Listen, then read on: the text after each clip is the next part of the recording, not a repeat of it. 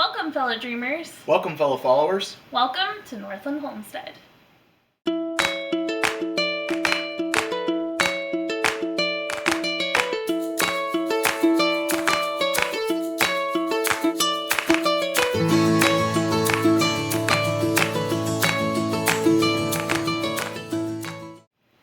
So in today's video, we are going to share a little bit about our love story. Yeah. We have a little bit of a unique story. Very. So we got married when I was barely 18 years old. I literally graduated in May, and we got married that June. So I was just right for the picking. She was barely 18, and I was almost, but not quite 20. So I was 19. So we were both technically teenagers when we got married. Yeah. We're going to give you 5 tips based on getting married at 18 or just really young. I'm working on my master's degree and I'm one class shy of graduation to become a licensed therapist.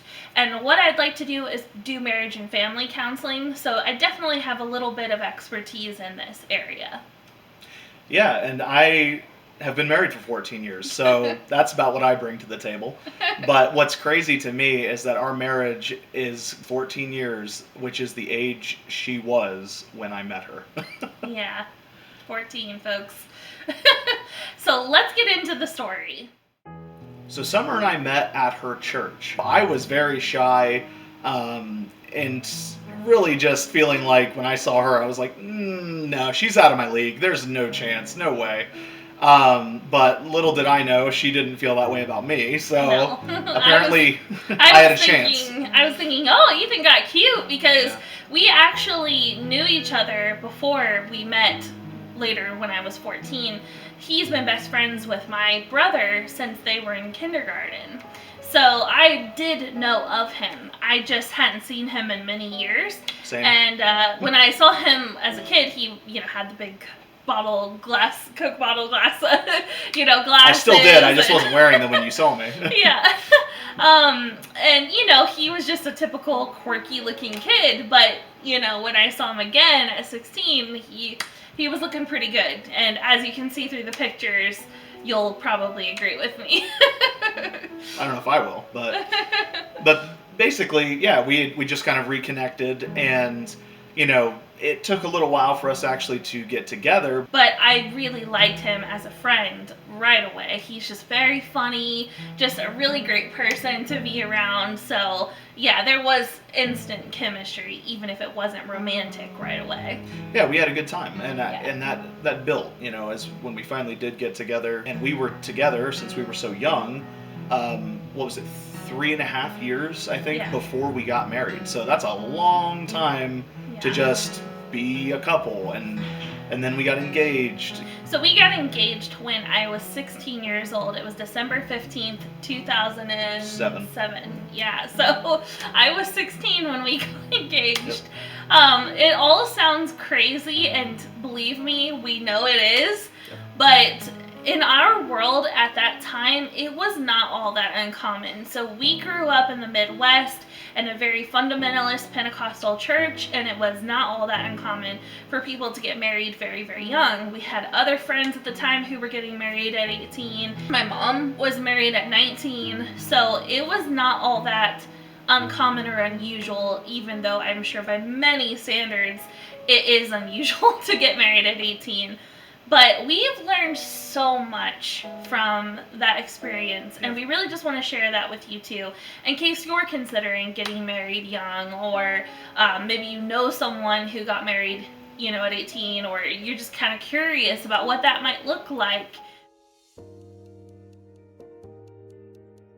So we do have 5 tips. I'm going to do this in a little bit of a format based on human development. Now, according to Erik Erikson, he established that according to each of your milestones throughout your lifetime through human development, you have a dilemma, and there is either a positive outcome for that or a negative outcome for that if you don't, establish it well. Erik Erikson sounds like a made-up name. It does. But I promise he's real. It's real. Look into it. So for the first tip, it's that the success is you have such an opportunity for growth together by getting married that young, because you're growing as an individual yourself. So you can either grow together and experience all of that growth together, which is a really unique and wonderful thing, or the failure side of that is that you will grow apart. And this is true, I think, of any marriage, because you will grow and change throughout your marriage, whether you got married young or did not get married young. But especially when you get married really young, especially at 18. I did not know who I was.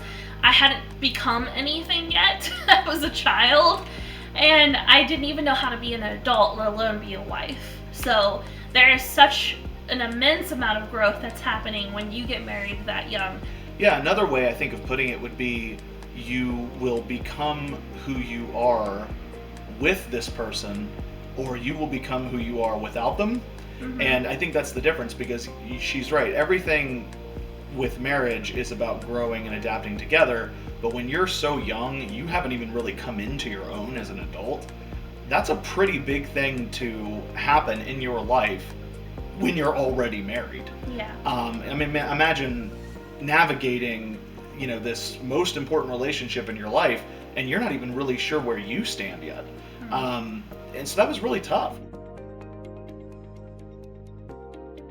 So the second point is that you're either going to grow into a healthy, loyal relationship, a healthy, devoted relationship, or you're going to grow into a codependency.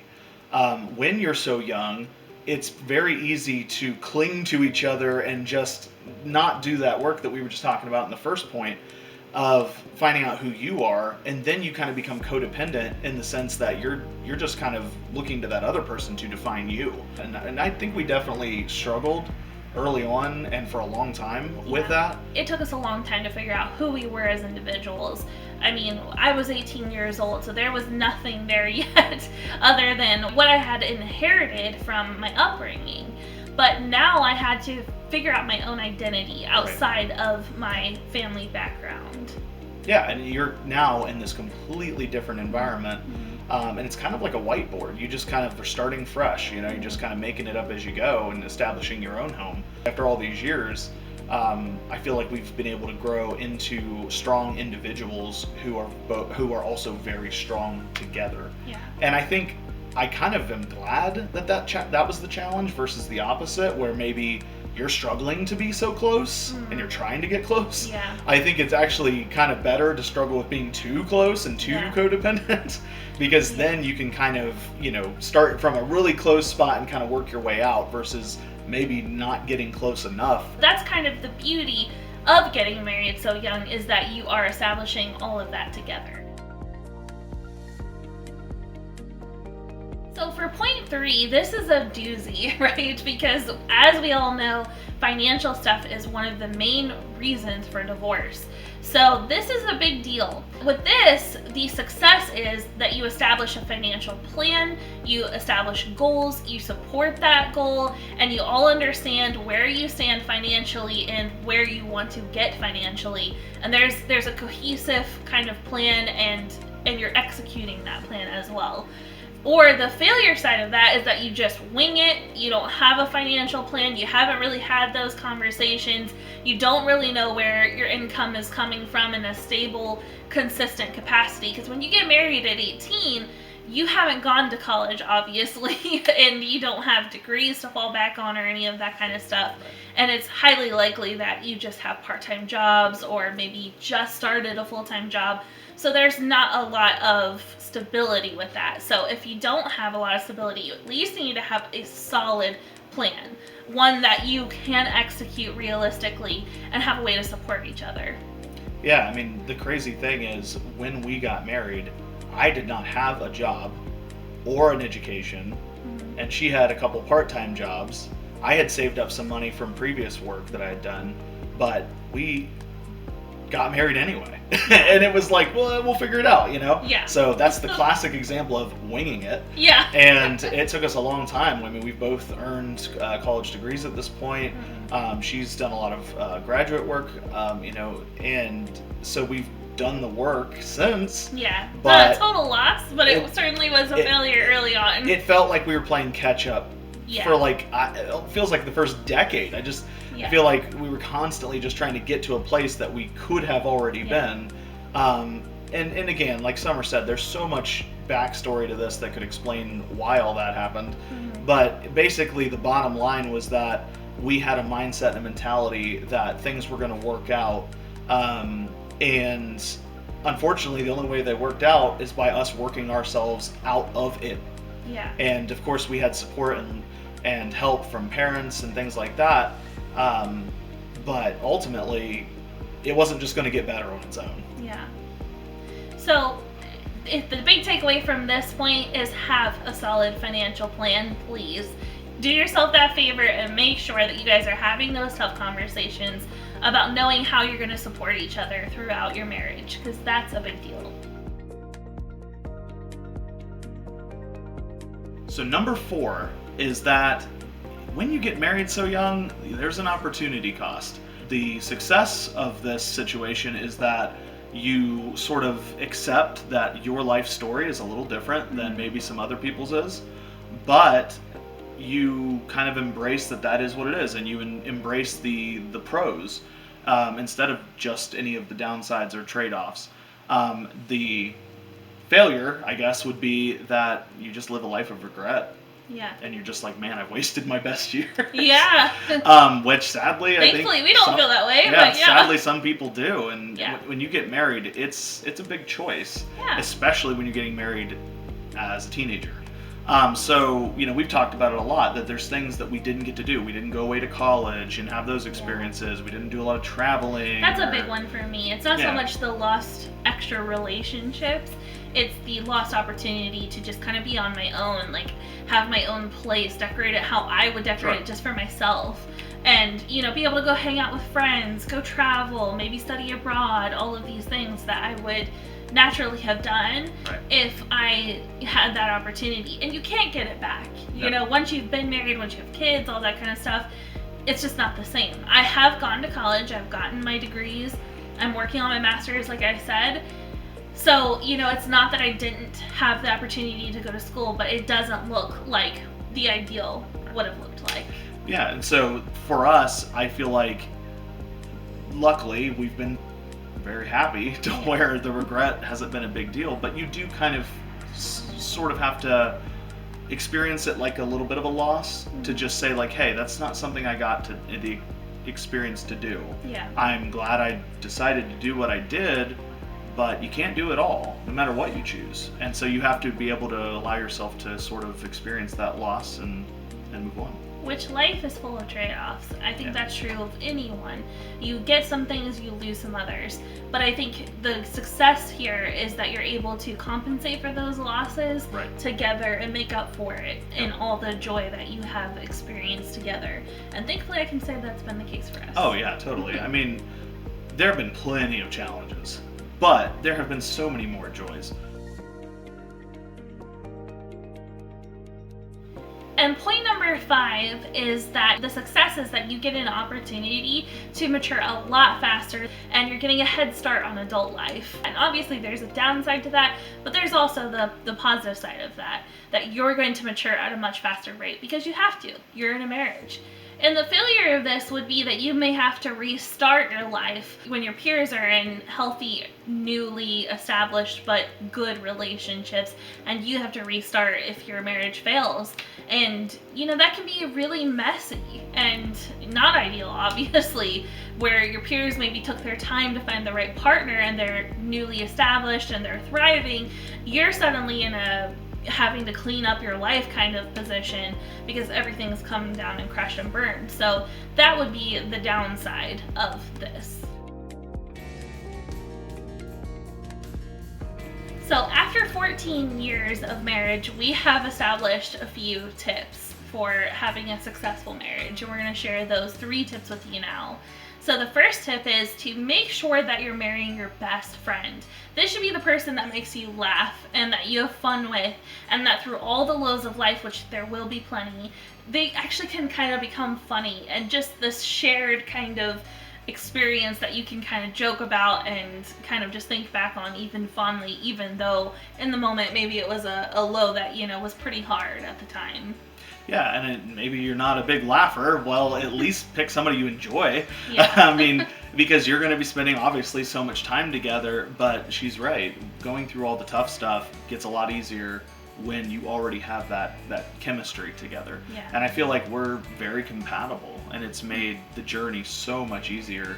There's the highs, there's the lows. Make sure that person is your ride or die, and they're just super fun to, take that journey through with.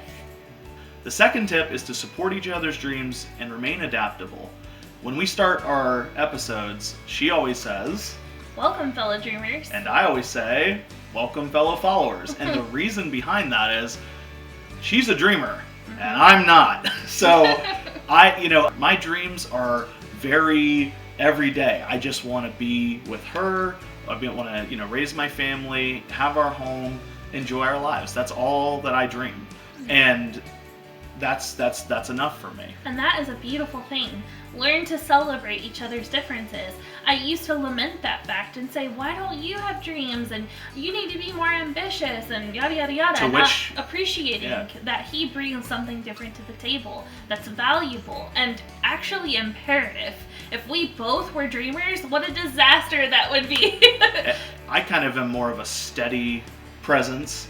I'm more of the analytical guy. I want to figure out how we're going to do something. She's the big picture, the vision, the dream, how are we going to get there? And then I am kind of happy to just kind of assist her in what she's doing, because it's just how we work best. And to the flip side is I would always say to her, well, why can't you just be more content? Why can't you just enjoy the basics of life and not need anything else? Well, she's brought a lot of joy to not just me, but our kids, and just our whole existence has been so much better, so much more, I want to say like flavorful. It's been, what's the word? I mean, it's just been so much more exciting, and there's been so much more adventure than I would ever have done. Our lives would be super boring and predictable if it were up to just me. So we balance each other out very well. But the whole reason we bring this up is because if you just constantly are telling the other person they should be more like you, and you're not supporting them, and you're not adapting and finding a way that works for you, you're not going to grow together, and you're therefore going to grow apart. That's a fast pass to divorce. Let me just tell you that. Yeah. And there's been times where it's honestly seemed like we wouldn't make it to 14 years. Several and times. I would say that this is the biggest reason, honestly. I think this tip is the most important that I can say for the success of a healthy marriage according to our experience. That has been the key, is to support each other, celebrate each other, because those differences are what makes you strong. Tip number 3 is to know that who you married at 18 or whatever age you are when you get married is not going to be the person that you are married to for decades. They will change. They absolutely will evolve and grow, and understanding that is really important. They are going to become different versions of themselves. What's also really important to note, though, is that who they are at their core will not change. If they are a good person, they will continue to be a good person later down the road. And if they are a bad person when you met them, they're going to still be a bad person later down the road. It is not your job to fix that person, and you should understand that very clearly. They will continue to be who they are at their core for the duration of your relationship. They need to separately figure out who they are and work on themselves away from the relationship if they have things that are major red flags. Now, you will grow as a couple, and some of those red flags, if they're not, super big deal, you can work through, and your relationship can still grow in a healthy, successful way. But if there are major red flags in your relationship early on, you need to get separation, at least for a time. They need to figure out who they are outside of the relationship and fix what's wrong inside their lives through therapy and real personal growth before you guys can have a successful relationship. So it is not your job to fix that person, and you need to know that for sure.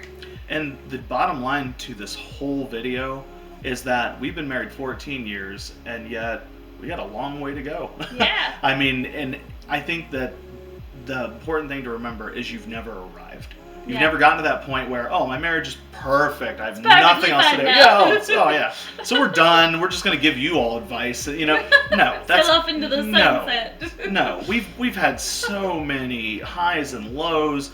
This has been by no means a perfect example, but I will say it is a good example of commitment. Yeah. And every day we're going to have to continue to do all these things that we've just mentioned. You can't just stop and expect that your relationship is going to continue to thrive. So we've got a lot to learn, as people who've been married decades more than us would tell us. So definitely. I'm excited to learn those lessons with you. Me too. There's so much more we could share. Maybe over the years we will on this channel, but that gives you at least a little bit of insight into where we are. And I'm glad that we've had these 14 years together. All right, well, catch us next time. Thanks so much for joining us today. See ya. Bye.